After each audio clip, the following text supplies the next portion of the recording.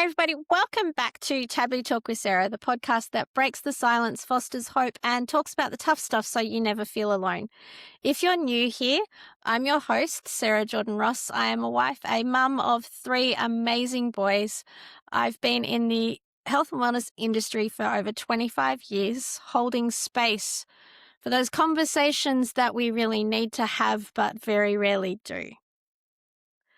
And today's conversation is one that I think will resonate with a lot of people, mostly because at some point in our life, most of us will either care for someone we love or find ourselves needing care and support from others.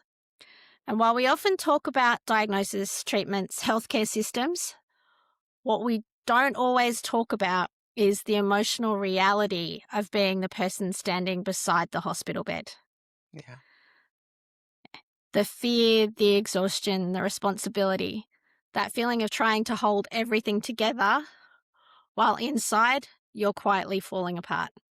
Sometimes not so quietly. We also do not talk enough about how powerless people can feel in medical settings, especially when someone they love is vulnerable and they're trying desperately to advocate for them while they're overwhelmed, exhausted, and emotionally flooded. My guest today is Dr. Monique Nugent. She's a physician, mother, caregiving advocate who's spent years witnessing these experiences from both the medical side and the human side.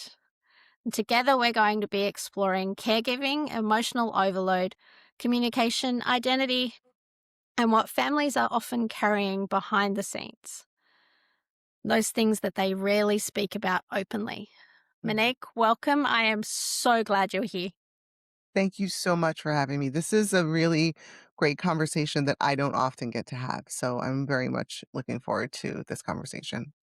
Yes, me too, because having been in that carer's seat, it's not an easy journey, and it's one that more people need to know that they're not alone in. So thank you for joining me to shine a light on that.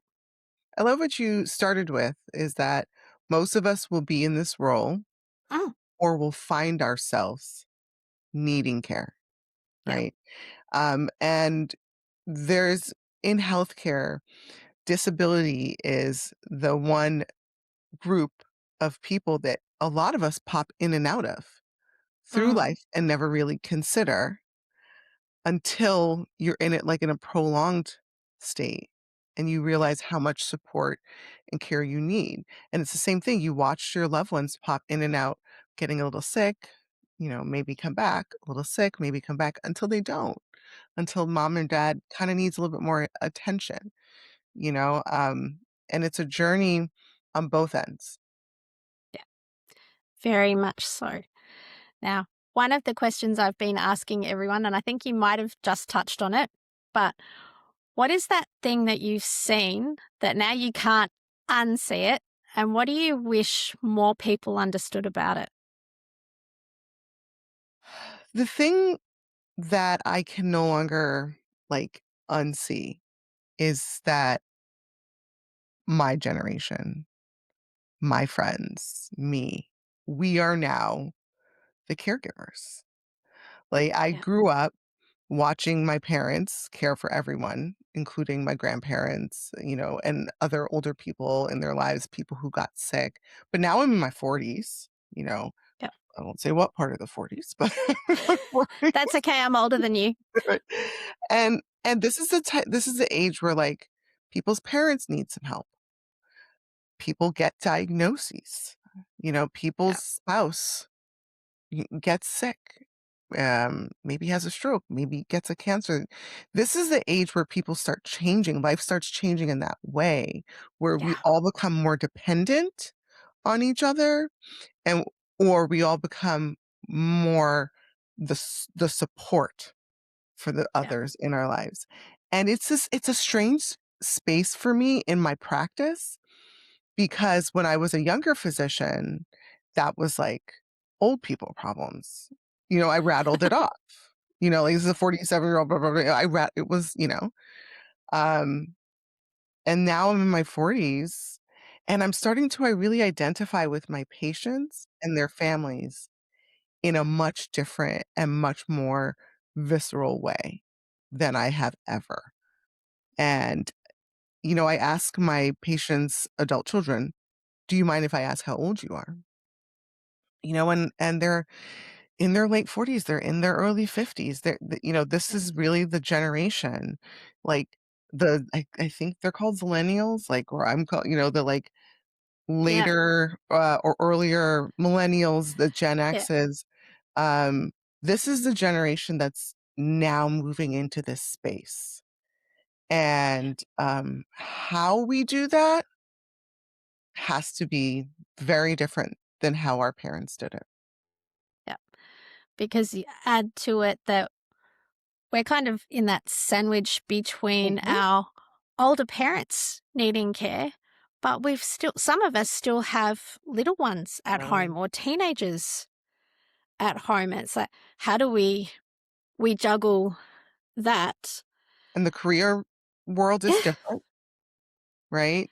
Yeah. No longer my mother was with her hospital. My mother's a retired nurse, I think like 35, 40 years, right? Those long-term relationship with employers, not there anymore. Finances are different. I'm a first generation American. So my parents cared for their parents abroad. They weren't with them, Yeah. right? Now my parents are with me. People are living longer. But how are people living longer, right? We accept a Yeah. little bit more disability. We accept a little bit more dependence.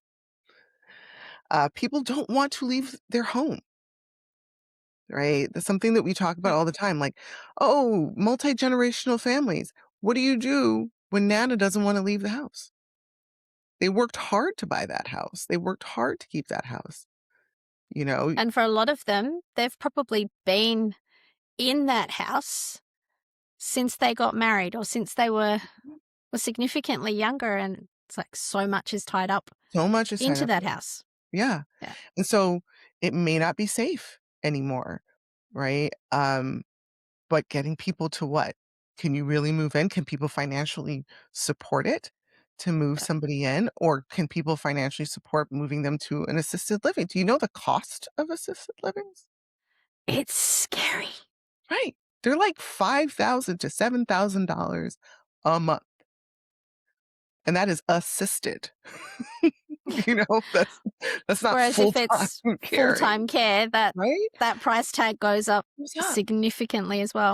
And so the thing that I can't unsee is that people in my generation, people who are millennials, who are Gen Xers, are now in this sandwich generation, in this caring role, in a system that is not designed for anyone to win. Yeah. Not our parents and not us. And that's the thing that, like, stabs me in the heart every day. And it's also the thing that, like, stays in the back of my mind for my own parents. Yeah, what can you do about it? Have This those is conversations this is and I was say, saying, this "Hey, is it's sounds not like working." a simple thing, but it's also Mm. the hardest thing. It's Yeah. all about conversation Yeah. and relationship building and relationship maintaining, and that's really very complex. It's really very, Yeah. very hard. I think we have this idea of the ever suffering daughter who stays by her father's bedside and is always there for whatever her parent needs, right? But what does that mean? A lot of people don't have those type of relationships. Yeah. I follow one young man on Instagram who's very open about the fact that he, was caregiving for a father who was abusive to him, Yeah. right? What does that look like? We just assume everyone gets along, but that's It's not hard. always the case. And then even if you get along, do you know that people don't like talking about death? Shock horror. Do you know people don't like talking about getting older? Oh my goodness. People never talk about disability No. and what that means, right? People just assume it means you, like, suddenly you are in a wheelchair. But no, like, Yeah. slowing down, needing shower assistance, like having things Yeah. in your home to make it safer. And families, this is the thing I see is that families really struggle around the conversations until the crisis, Yeah. right? Where I think if Financially, we again, no yeah, one's planning for this. no. And I think if we could start having those conversations before, it would make that really difficult time just that little bit Mhm. easier. Yeah, Because when you're in that, there's so many decisions and so many choices, and there's so much information coming at you all at once that it gets really hard to focus on what really needs to be done, or that ends up not being the time to have those conversations. right. So what I often tell people, when I'm speaking at, like, community events and talking about this topic, I say, "I want you to have this conversation over and over again. I don't care how difficult it is, small bites, little at a time, little at a time. Because if I have to have the conversation with you in the hospital, it's because there's not a lot of choices left. And I want you to have that conversation when there are choices so you can think it all the way through." Right, and that's the thing that often kills me is when I'm having the conversation with people, and this is the first time they've ever spoken about, and it doesn't have to be like death. Like, people think that these hard conversations are like, "You're gonna die in 18 minutes." That's not it, right? It's, when I'm like, "Do you really think mom can live alone anymore?" And that will be the first time they've ever broached the topic of, how does mom want to age? Where does mom want to age? And how do we support that Yep. And how can we make it safe for everyone? for Like, everyone? And if it's no longer safe for home, what would be an option that would be acceptable to her? yeah. That would be financially feasible for everybody, you know? 'Cause that's the thing, not everybody wants to go into a No. nursing home or into assisted living. And sometimes it's that people don't know what their options are. Mhm. And I remember I cared for my mum through a cancer journey. And I remember her saying once when somebody asked her what she wanted, it was like, could you just give me a menu of what's Mm, available so I can pick from there? Because yeah. I have no idea what I need or what's out there for me to say, oh yeah, that would be helpful. Yeah. And then because I also had a young son at that time and I was pregnant. And like she was just spitballing it with somebody one day of like what the possible help and Mm, support was. And she said, well, could somebody look after the baby for Sarah so she can take me to appointments and she doesn't have to constantly juggle both of those? And they said, yeah, we can make that happen. mhm. But until she actually asked that question, we had no idea that that was even an option. So Yeah. until that point, I'd been taking her to appointments. I'd been juggling things with my son. I'd been You've been trying to doing what keep all the balls in the air. you were doing what caregivers do, Yeah. and that is everything, Yeah. right?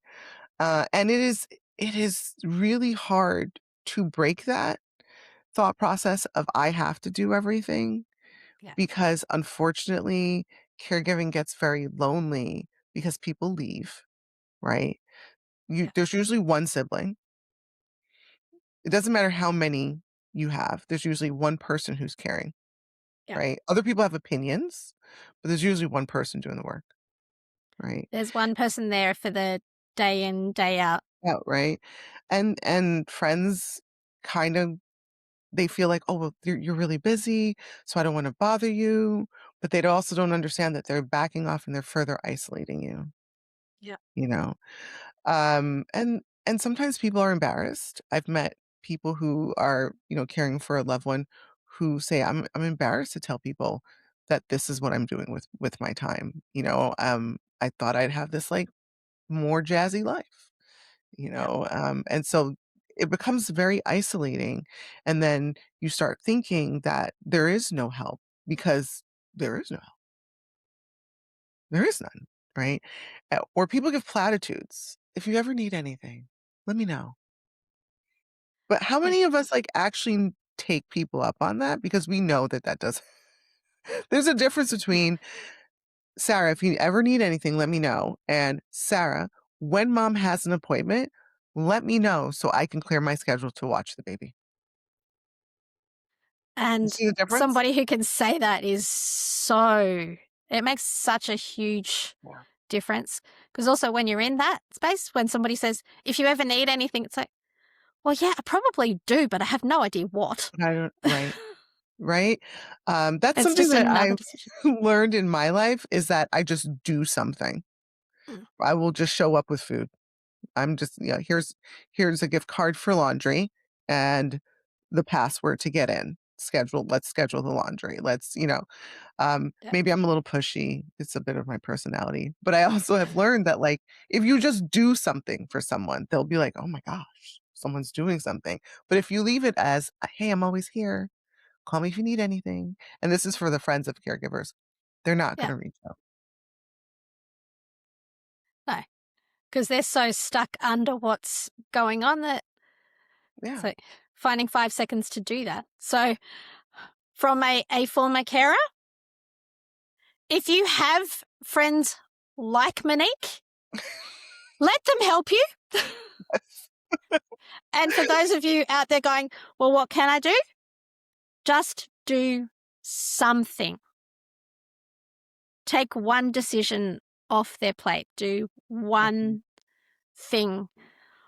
Even if it is just, "Hey, I'm taking care of the kids for a bit, so you can go and spend an hour doing whatever you feel like," whether that's Mm.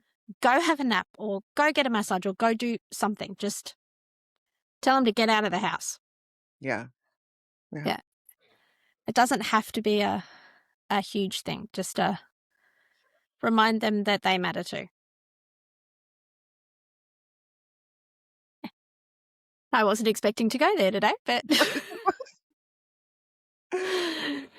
yeah. So there's a good question. Yeah. But you pointed out in your original message to me that you see that lots of carers often feel unheard or invisible inside the medical system. Mhm. And I know sometimes it's the trying to get their head around what's happening. Going to. Sorry, I can just smell smoke, but I think it's coming from outside, so it's all No, good. it's okay. Yeah. It's barbecue season. Not in Australia. Oh, it's cold down there now? It's winter now. Yeah. Oh, man. I went to Australia for my honeymoon. Loved it. Had a great old time and ate so many mangoes. All I did was eat mangoes and sashimi. It was the best. You're in far north Queensland, I would say. Yes. So Eating delicious. mangoes, you're in Queensland. Yeah, it was wonderful. Thank you. It was a Yeah. great time. It's a nice part of the world. Yeah.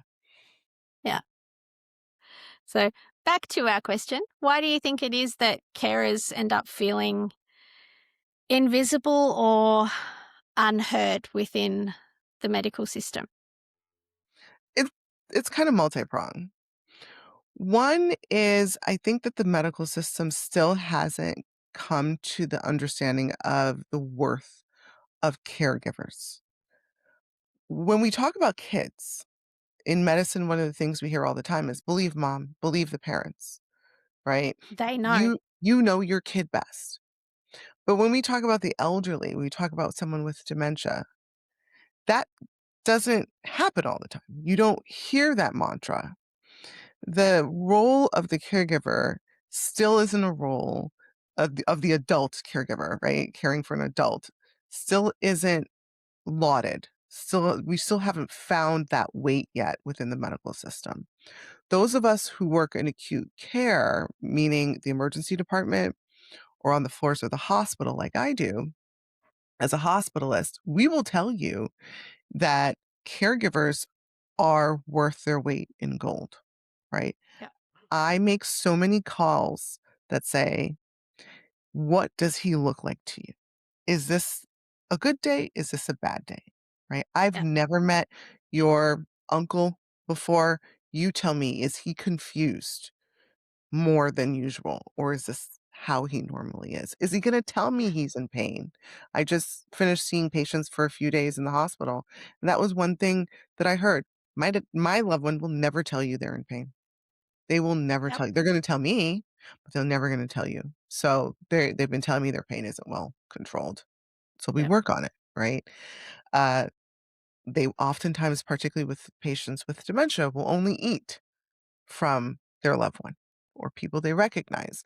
Now you're in the hospital and the faces change every shift, right? Is it an 8-hour shift? Is it a 12-hour shift? Is it a 10-hour shift? Who knows how many faces are going to see in a day? It's very confusing for them and they may stop eating, but their daughter shows up and they'll chow down, right? So I think that Yep. we're still culturally in the medical system learning to laud the role of caregiver, Yep. the adult child, a caregiving for an adult in the same way we do parents, Yep. right? So there's a cultural issue there. Yeah. Then Trust there's them that they may actually know what they're talking about yeah, when it right, comes to and their loved one. search for them, Yeah. search for them, right? The other thing is there's a power change that comes when you enter the hospital.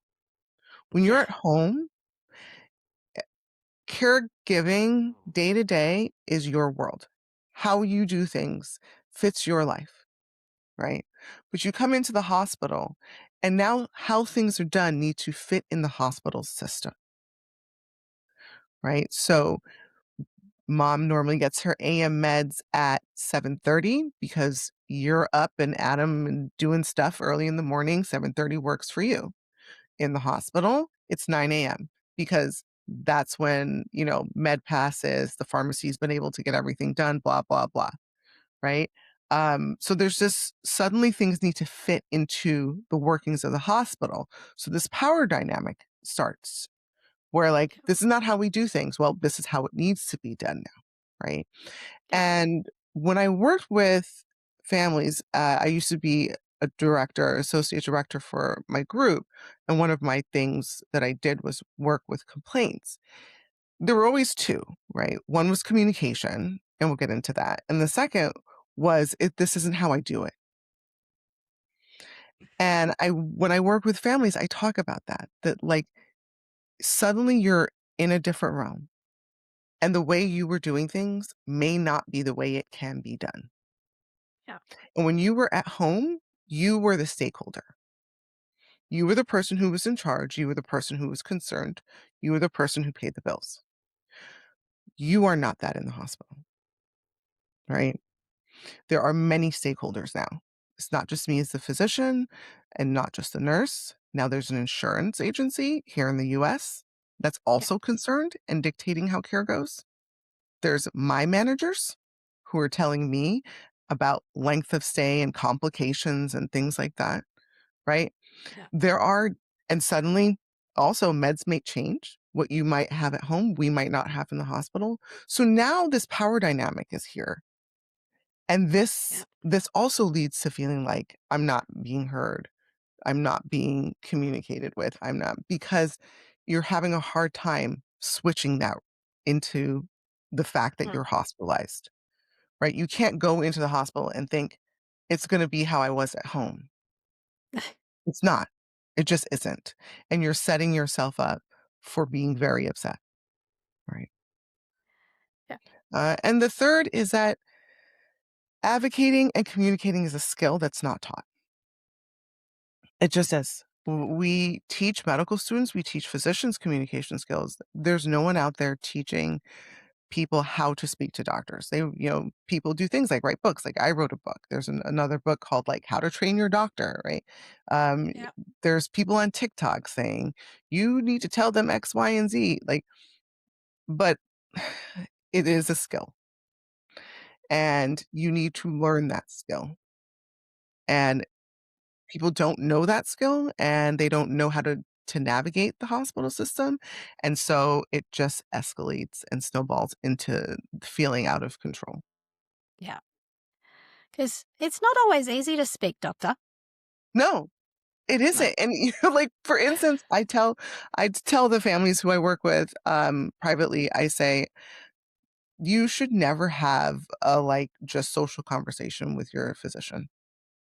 There should like, when you're in the hospital, you should never ask me, "Just call me and let me know how they're doing for the day." That's just not it. You need no. information to make decisions to drive care. Every conversation you have needs to be around a piece of information.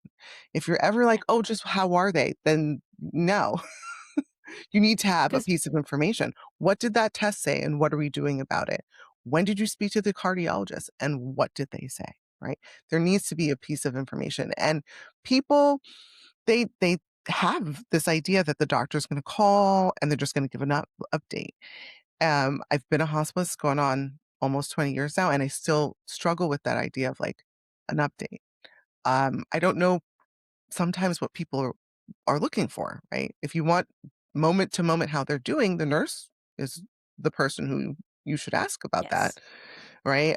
If you want to know the larger medical plan, I'm the person who you need to ask about that. If you want to know if they're going to go to a nursing home, the case manager is the one, right? And again, no one is teaching these skills. No one tells you this, right? So people have me paged and they say, "How's it going?" And I will admit that How's what going? I don't always know how to answer that question. Yeah. And it happened to me this last week. I got paged, such and such wants to speak to you. I called and I said, "How can I start with, how can I be helpful?" It's the first thing I say. And this person said, "Well, I just want to know how it's going." And meanwhile, we had Yeah. like 4 different exams that were done, 2 of which were things we needed to talk about and act on. But by the end of the conversation, they wanted to know about all 4. And then the next step and this, and so it's hard for me to just like to say like, Yeah. "It's going great." Like, is that the answer? Or you want to dive into all 4 of these tests, or you want to dive into the Yeah. 2 that were positive that we need to act on, right? Uh, And it's a skill, and I don't expect people to understand how to do it, which is why I work with people privately. But yeah. it is a skill. It is very much a skill. Yes. I know my husband jokes that, like, if him or any of the kids to go into hospital, and we do have one child with ADHD, and then my older one has pediatric MS. And when that first happened, I was in the sometimes I wish I didn't know things that I knew, because initially he was diagnosed with a condition called RDEM. And they said 80% of cases of RDEM resolve completely, never have another problem. Mhm. Unfortunately, I knew what the 20% that don't was, Yeah. but my husband will say that I have to go along to medical appointments for any of them because I speak doctor and he doesn't. You learn the skill. Yeah, And the way you learn the skill is through trial by fire. yeah, And it sucks that there are so few ways outside of trial by fire to learn yeah, that skill. That really sucks. yes. And that, yeah, every hospital's a little bit different to, or every country's probably that little bit different. Mhm, And every doctor will approach things slightly differently too. Like, I've known some who are absolute brilliant physicians. Their bedside manner leaves a little to be desired, but when you ask the right question, mhm. you get the information that you need. And if you understand, hey, no, I'm not going to have just a friendly chat with him because Yeah, he's not that kind of person. But if I ask him the right question, yeah, I'm going to get everything I need to know, and I can trust that he's taking good care of my kid. yeah, yeah, and learning the personalities, that's the other thing, Yeah, learning personalities and learning how to get along with personalities. You are there yeah, to get something. You are there, to make sure that your loved one is getting the best care that they can get. right? Yeah. And it kills me when I see families or patients or whoever just go head to head and make it a personality issue. And I'm not saying that physicians don't do it, physicians very well do it as well. It's Um, called being and human, I think. yeah, and it's like, it's so hard because there's this idea that for some reason, particularly this idea is around nurses that like they're a separate population of angels who come down and do a shift and then they go back up. And then, they come back down and do a shift and they go back up, right? That like Yeah. healthcare workers are always pleasant and they're always wonderful and they're not. They're not. They are very much human and they're bringing every part of them into every interaction. Yeah. And so, like you said, maybe recognizing that, like, hey, this might not be the nicest person, but this is the person who's getting things done. Yeah. And if I learn how to communicate, I am going to walk out of this conversation and this interaction with what I and my loved one need. Yeah. Make it a bigger picture. And it's the same thing when I teach physicians, the same thing. Like you're not going to get along with everybody, even when you think you're doing a great job. Even when I once had this case where somebody was telling me about an interaction, it was a complaint, and the person was complaining, and they said, sat me down and told me very plainly the worst thing I've ever heard about, in my life. Um, and then like stared me in the eye while they did it. And then, they got up and they just slapped me on the back and told me everything was going to be okay and walked out. And when I spoke to the provider, the physician who was involved, he was like, you know what? I sat down, I looked that person in the eye and I told them what was happening. And I made sure that they were seeing that I was seeing them. And then before I left, I tapped them on the shoulder and I assured them that I was gonna be there for them. You see how, like, 2 different people, you know? And it Yeah. was like, "Oh, you guys both experienced that Mm. very differently," you know? Yeah. And I can't say that the physician wasn't giving their all. It sounded like this person really was, like, thinking about it, like, "Oh, I'm gonna look them in the eye, I'm gonna bond, and I'm gonna this is gonna go well?" Yeah. And so you're not gonna win every interaction, but what you wanna win is the next step. What is the next step that we need for my loved one, for myself when I'm in the hospital? Yeah. And on that note, what do you think is some of the things that carers need to think about when they are caring for someone? Now, you shared earlier an experience that you had of a caregiver not being able to care Yeah. anymore. Do you want to take us through that a little bit? Yeah. Not too, long ago, I had a patient who I was caring for in the hospital, and I got information that their family member who was their main caregiver passed. Um, and it was very unexpected. And for me, that there's, like, 2 major things that stick out. 1, the toll of caregiving is real. There's a lot of, like, data and not just anecdotal data, but there's a lot of, like, good data out there that says that this is a really high stress experience for people, and people experience mood changes, sleep changes, health changes, right?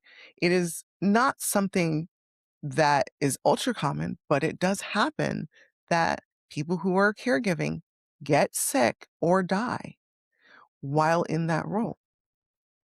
And so caring for yourself is caring for them. And I know that is like someone's listening and they're going to be like, that's so easy for you to say. Um, Nope. it's not. It's not. And it's the same thing. Right? We tell parents the same thing, right? You got to take care of yourself. Uh, hey, you're on the plane. Put on your oxygen mask before you put somebody else's on, right? And it's going to take a lot in your journey to figure out how to care for yourself and what caring for yourself looks like in different times. But it is vital that you Mhm. put time and effort into yourself. because there's so many things that go along with caregiving, including after caregiving, right? If your loved Yeah. one passes, if that is how the journey ends, are you suddenly experiencing a change in identity? Are you like, is Mhm. there financial blowback? What is going to be left at the end of this journey? And if you're not Yeah. caring for yourself throughout the journey, when you get to the end of that, you may find you don't know what the next steps are. You don't know where to turn, you know? And the other thing that really strikes me about this is that for parents of special needs children, you often hear them say, the thing that weighs on me is what will happen to my child when I die, right? I have worked Yeah. with a ton of adult children with disabilities, and they're in their 40s, their 50s, and their parents are now in their 70s and 80s caring for them still. And that's something that I hear often. That group of people are a lot more proactive about making plans, Yeah. right? Um, and I'm not saying that I want you to make plans for what will happen to your parent if you die taking care of them out of morbidness, right? But what if you sprain your ankle? Mm. You can't get mom up and down the stairs, you know? What if you also get a really bad, fill in the blank illness and you need some downtime or you start needing care, you know? Uh, Yeah. what is your support system? Who is the next person to call? Who can help you out? And building that support system is really important to make sure Absolutely. that care can continue if you're not able to do it, you know? Yeah. And it's those things that you don't tend to think about at the start. You just get caught up in doing what needs doing. But Yeah. then it's the, oh, I've got a really bad cold and I'm caring for somebody who's having chemo or is Mhm. immunocompromised. So I can't go near them. Yeah, Yeah. or little things like can't use the same bathroom or Yes, those yes, kind of that's things right. that People would aren't say, always yeah, something that people don't think you about. think about. Yeah. Yeah, it's it's so hard, and you will be surprised at how what you would consider the little things. I have worked with so many family members that I have had conversations to say, "I do not want you to be hurt in the home. We need Yeah. to get equipment in the home because God forbid you blow out your back," right? Or Yeah. they fall and you are also injured in the process of helping them up. And you have to think about your safety. You have to think about your longevity. You have to think Yeah. about how you can build a world that will support you and them, right? Yeah. Caregiving is not just you give, give, give, give, give, right? You need support. There has to be some taking in of love, support, time, wellness as well. Yeah. Because there has to be that. And I've worked with lots lots of women. We get into that caring role, but there's also that age element of the taking care of yourself first is selfish, therefore wrong. So we don't do it. But Yeah. we need to remember, as you said, if you're in an aeroplane and something goes wrong, you put your own mask on first because otherwise you're going to have two people passed out on the floor Yeah. or more than that. Or what I tell lots of people or have done over the years, if you stop and think about it, those people that you're caring for that depend on you, what happens to them if you collapse in a screaming heap because you haven't been caring for yourself? Mhm. Now tell me what's the selfish thing to do? Yeah. What's the, oh, It, it's yeah. just changing how you think about it. Yeah, there's someone in my life who I often tell, there are no medals in the Martyr Olympics, okay? I Like, like that. you're not winning anything by doing this all by yourself. You're just putting yourself deeper into a hole, right? And then also getting back to early in our conversation, if you just do, there are people who are just going to back off and think Mm, they don't need to be of support. Oh, she's got it. It's fine. yep. And we don't know what people are struggling with. No. The things that I have seen people do to care for their loved one both inspire me and break my heart because they're heroic and they shouldn't need to be.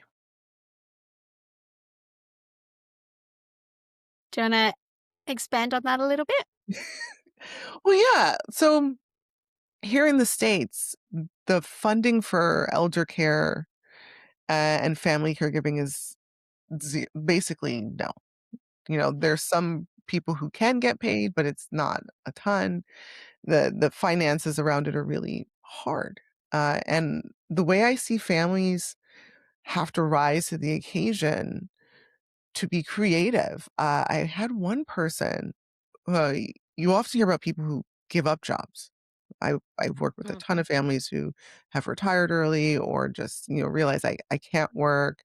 Um, and that also comes with a big financial change. But I had this one gentleman who got a new job, and that new job was a night job because the parent he was caring for had really bad dementia and their day night cycles had switched, which is something that happens. And that person was awake, and his siblings were not helpful. There was nobody to watch the parent. He had tried other things that ended up being unsafe, and it was not financially feasible to have someone at night or get a night program or put them in long term care. So this person got a new job, and it was a night job, and it was a night job that involved driving. And he had his parent in the car all night.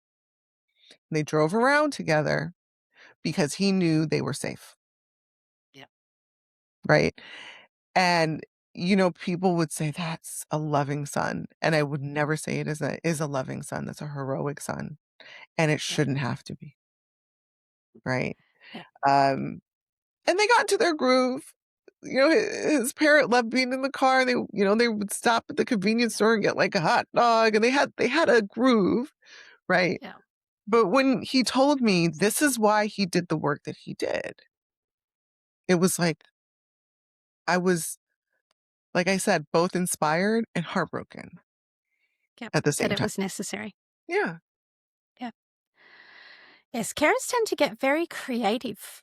Like, when Mhm. you're faced with a challenge like that, you find something that works. Right. Yeah. Yeah.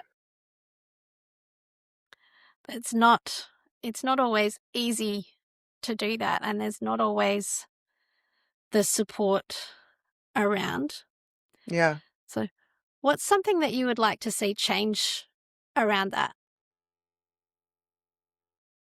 I would really like to see our government actually put efforts into the aging population and how we will support this population. Yeah. Since I was a medical student, we've talked about the gray wave, right? The gray wave is coming, the gray wave is coming. And I trained It's here. it's a tsunami, right? I I trained at Loma Linda School of Medicine in Southern California. Why is that significant in this conversation? It's like the only blue zone in the US. Yeah. A lot of people there tend to live into their hundreds. So I have been caring for people, very elderly, centenarians, octogenarians, like since I was a baby Oh, doc, wow. right? Uh, and this is a population that I love, but the support's not there.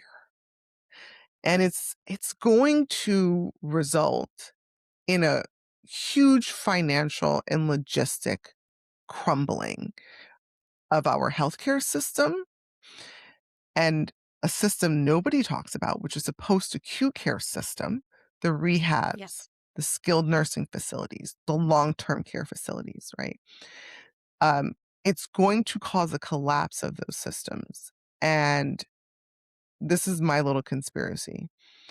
The huge financial shift that everyone, talks about from the baby boomers, that there's going to be this great transfer of wealth from the baby boomers to their children, is going to be from the baby boomers to a nursing home, Yeah. from the baby boomers into the hospital, from the baby boomers into assisted living, right? Because there's no true support. There's no support. People say, like, oh, just bring them home and move in. There's not even support for that. Right? That like, caring for an extra person in your home who needs a lot of things is not just, "Well, we picked up Nana and now, she lives with us. This is like king of queens, and, he lives in the basement and everything is funny." No, right? That often Would means be cool if it someone was. it would be, right? Often means somebody's not working in that home. And let's face it, the US economy is not built for a one-income home, right? I don't think anywhere is anymore. Yeah. And We'll have another conversation about that. yeah. But Yeah. there's a huge financial, logistical, and medical hole when it Mm, comes to caring for our elders that nobody wants to talk about. We are yeah. not training geriatricians. One of the favorite things I say is, if you can find a geriatrician, you should have a geriatrician. We are not training physicians who are skilled at caring for our older citizens. We're just not, right? They're like few and far between. And so what happens? Everyone's still going to their cardiologist, their endocrinologist, their XYZologist, right? And all these doctors are doing their thing, but no one's putting it together, Mm, right? Because we say, go see your primary care doctor, but let's not forget primary care is overburdened. They can't, yep. they do a lot, but the Herculean tasks often fall, through the cracks. And then I see it in my end in the hospital because I can put it all together because I have a captive audience, unfortunately, right? Mm, You're not going anywhere. The cardiologist isn't going anywhere. The endocrinologist isn't. Everyone has to deal with me, the hospitalist. And suddenly we've all put it together and it's not what people thought. yep. And Yeah. it's not as easy and straightforward as I think. And we definitely should be training more people to deal with the problems that we see coming Yeah. so that we can prevent them rather than, as current systems tend to, Uh-huh. stick band-aids on gaping wounds, or it's not till that end point where you see where the cracks are, you see what's fallen through, and you're like the ambulance at the bottom of the cliff putting things back together. What happens if we Literally. put that guardrail in and Yeah. stop them getting there? Yeah. I'm Yeah, literally pulling you out that ambulance. I love it. yeah, I'm gonna steal that from you.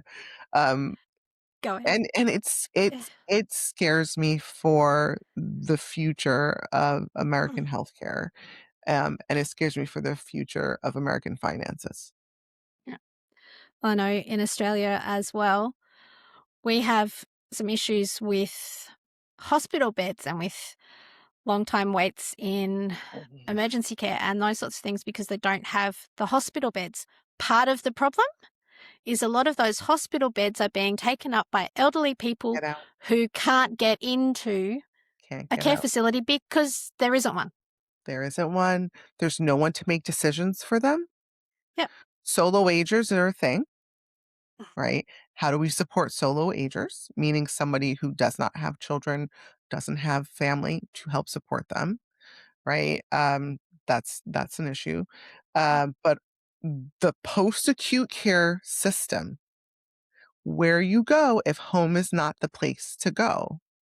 And there is a textbook full of reasons why home may not be safe or Yep. appropriate, right? This many reasons. So it's not just things like, oh, their daughter doesn't want to take them. No. It's not just that. There's so many, many reasons. Yes, and we have the same exact problem here. We can't get people out. In fact, I think it was like the Massachusetts Health and Hospital Association about a year or something ago wrote an amazing article about it. Uh, I could be quoting the publication wrong though. But, it's a problem that no one thinks about. And the other problem we have here in the States is that our hospitals outside of urban areas are shutting down. So in less populated, more rural areas, there's just not the care, hospital care. There may not be we n this different conversation, no, there may not be obstetrics care, right? No one's talking about the fact that if there probably isn't a nursing home. There probably isn't a visiting nurse service as well, right?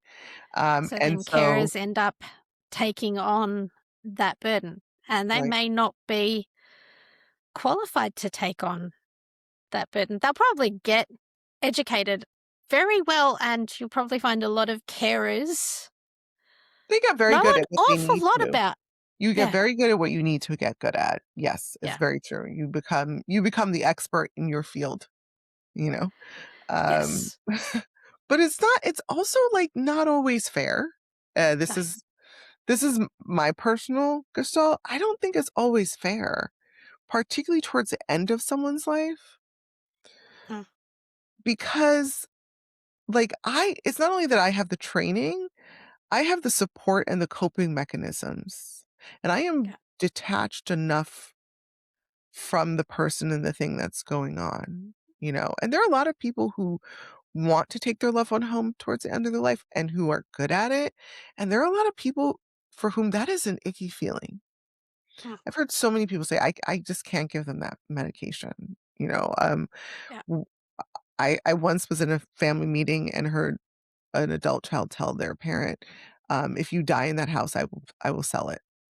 I cannot live in the house that you pass," right? There's so yeah, much emotion. And sometimes I'm like, "Is that really fair for us to put all of that on people who don't have the supports?"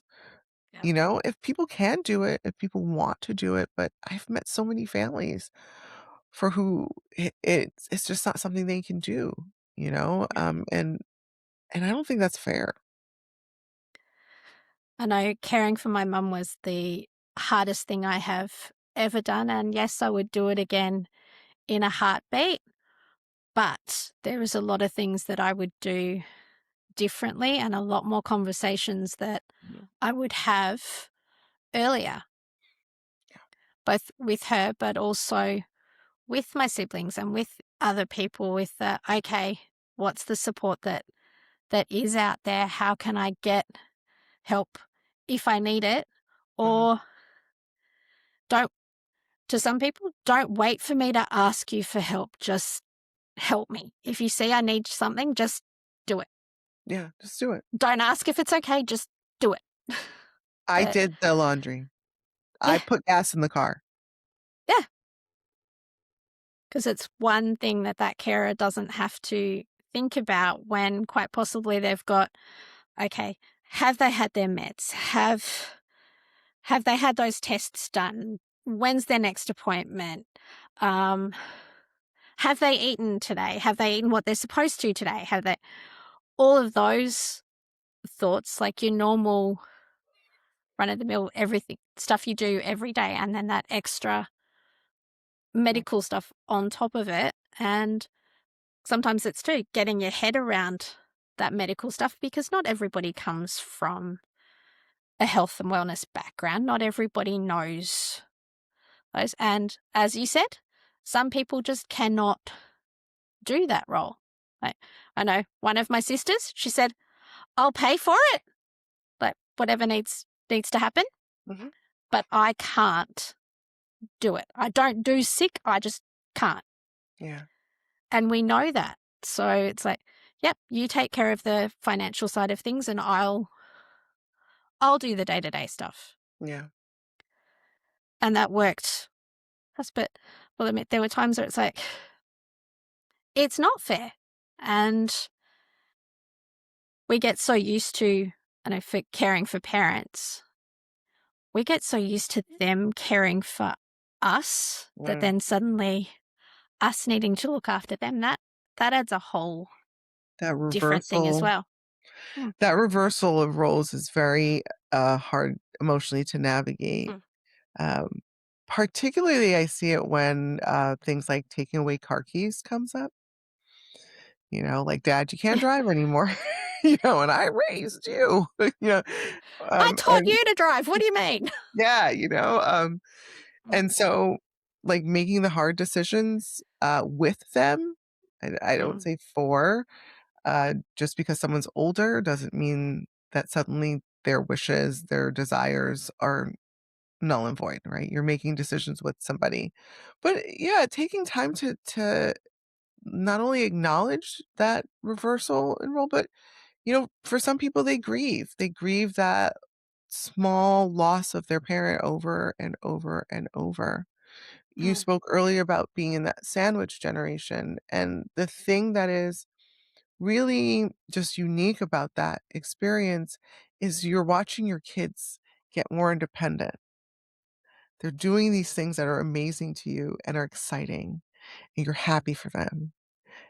One person you're giving car keys to, and you're watching them take their driver's license test, and then the other person you're taking car keys from, right? yeah, And so at the same time as you're watching these joys, you may be grieving the small losses that you notice in your loved ones little at a time. yeah. And that's the hard thing with long-term caring for someone with an illness is you lose those little bits Mhm. over time. Like you'll notice the difference of how they go about their day, or Yeah. the like someone who is on holidays walking along a beach in Jersey and says, "Hey, let's go to France for the day." And then years later, that same person being afraid to go out for coffee Mhm. because they can't be sure of how they're going to cope with that. Right. Yeah. And I think it's about being kind to ourselves while we're going through that too, to acknowledge that it hurts and there is that grief. Yeah. There is find a support system that Yeah, can really, like, understand you in that. I know there are, like, virtual groups that meet, so caregiver support groups. There's yeah, one that, I've worked with, a great one, granted is based out of the States, but it's called the Care Den, and they have so many different meetings at so many different times. yeah, And I love hearing the support that caregivers give each other. yeah, Um, the the "I see you," the "No, you're not crazy," right? That thing did happen.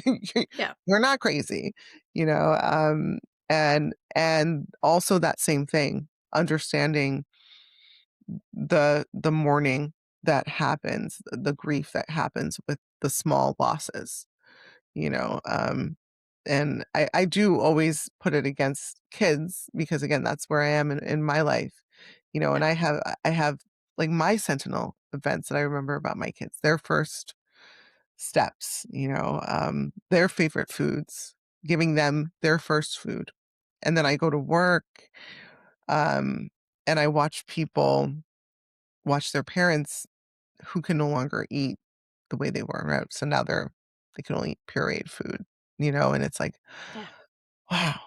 On one hand, pureed food is an exciting thing for a child, but for your parent, you're like, wow, this really means that there's a change. There are things that are yeah, happening. And I see it in my own parents. I see them, there's a little bit of weight loss here.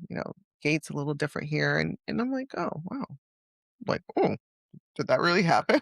When did that yeah, happen? You know? yeah. And the noticing things when you don't always want to notice them, that's Mhm.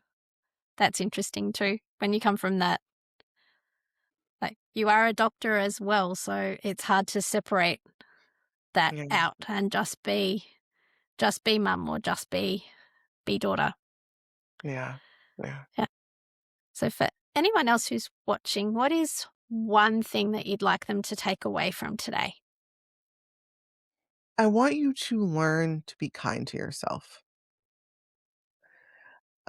You're going to go through so many things with caregiving. caregiving, particularly around elders or medically complex loved ones, like if you have a spouse who has an illness that you're helping them navigate, unfortunately is very chaos driven, right? A chaos happens, you fix it. Then another chaos happens, you fix it, right? Or it's just say crisis driven. And when those crises happen, people often will say, "What did I do? Oh, how did I mess up? How did we get into the situation?" And you can really take it hard. The next time I will never do this, right? I have worked with enough family members. I had one lady who wanted every day to be called and go over every single medication that was on the list. Where did that come from? That came from fear of loss of control because one time she didn't know there was a medicine, and now she has to control Yeah. because she felt like she messed this thing up, right? Yeah. Um, so give yourself space and grace. I want you to learn to be kind to yourself. And if you're being kind to yourself, it means you're also taking care of yourself, right? Because you take care of the people you love and you're kind to the people you love. So you love yourself, you're kind to yourself, you will take care of yourself. Because the journeys of caregiving will end, right? And when you get to the end of it, if you're still around, I don't want you to it end because of what happened, to my patient's family member. But Yeah. if you're still around, I should say when you are still around, when the journey comes to an end, you are with you, and you're Yeah. gonna have to face you again, and you're gonna have to make a new version of you and a new plan for you. So if you weren't kind to yourself through all of it, it's gonna be really hard to be with yourself when the journey is over. Yes. And that I think I would second that. Be kind to yourself on the journey Yeah, because caregiving isn't something that goes on forever.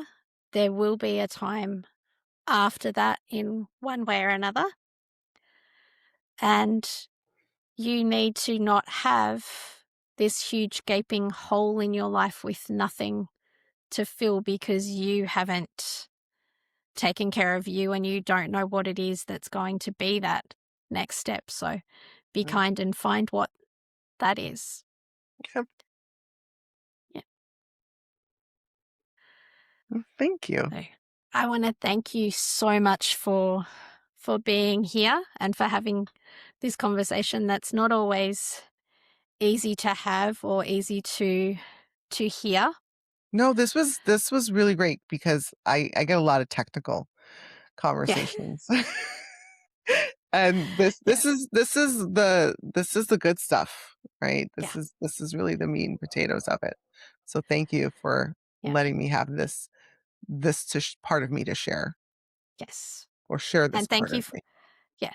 Thank you for sharing that human side of you because it's really easy in your field particularly to get bogged down in the technical, in the nitty-gritty, but sometimes we need to get to the heart of it and not so much in our heads.